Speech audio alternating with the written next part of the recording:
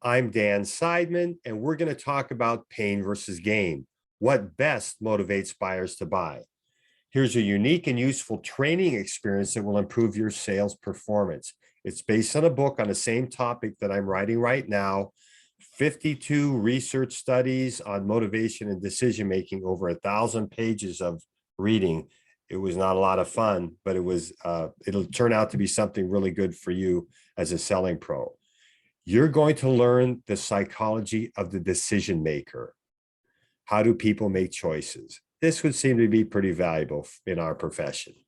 And this is a form of emotional intelligence. Here's what's going on. People move towards ideas, they're gain-based buyers, or they move away from them, pain-based buyers. It's as simple as that.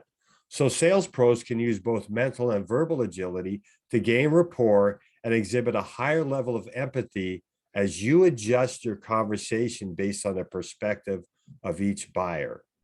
In psychology, we call that movement towards and away. We call it direction.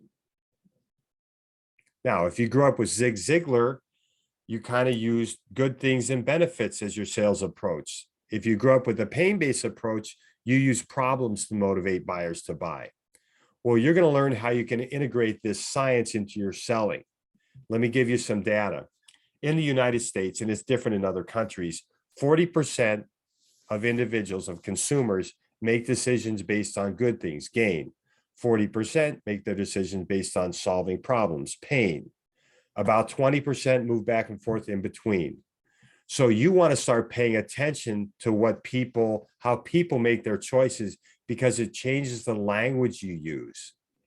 And once you recognize the value of this, you'll start seeing it everywhere. In a training experience, we show you videos, TV commercials of people being motivated to do things because a problem's looming, or people motivated to experience a joyful something good. We also will see it in magazines. If we're doing a live training, you might go through magazines and look at headlines of articles and images and see what they're using to motivate readers to make some kind of change or do something, by identifying whether there are problems that they can encounter or whether there's good things they can attain. You'll see quotes that exhibit pain and gain in it. You'll even hear jokes. This is pretty cool. So where does it come from? It has a history, and I want to share that with you. In 1789, Jeremy Bentham, a philosopher, made a statement that nature has placed mankind under the governance of two sovereign masters, pain and pleasure. This has today been validated in the Encyclopedia of Educational Psychology with this quote: the most basic distinction that can be made about motivation is whether it represents approach motivation or avoidance motivation. People are not simply motivated, they are motivated towards something or away from something. So there you have your direction, your pain, and your gain. Now, in this experience, we're going to give you a cheat sheet of ways that people can experience good or bad things in their business.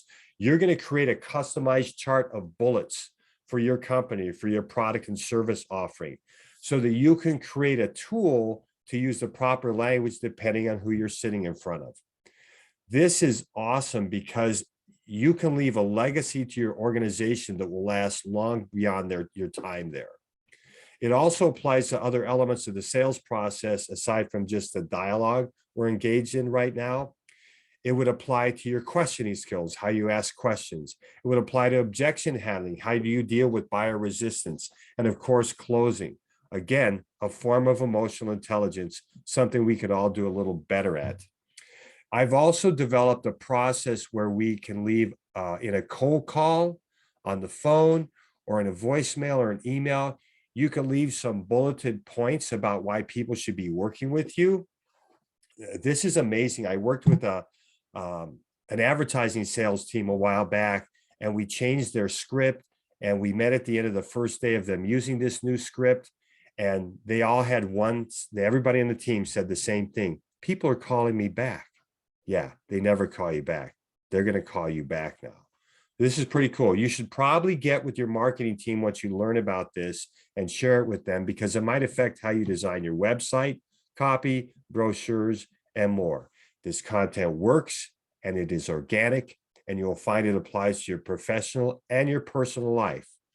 Pain versus gain, discover the psychology of the decision maker, and make it work to improve your skills as a sales pro. Reach out to me. Let's talk.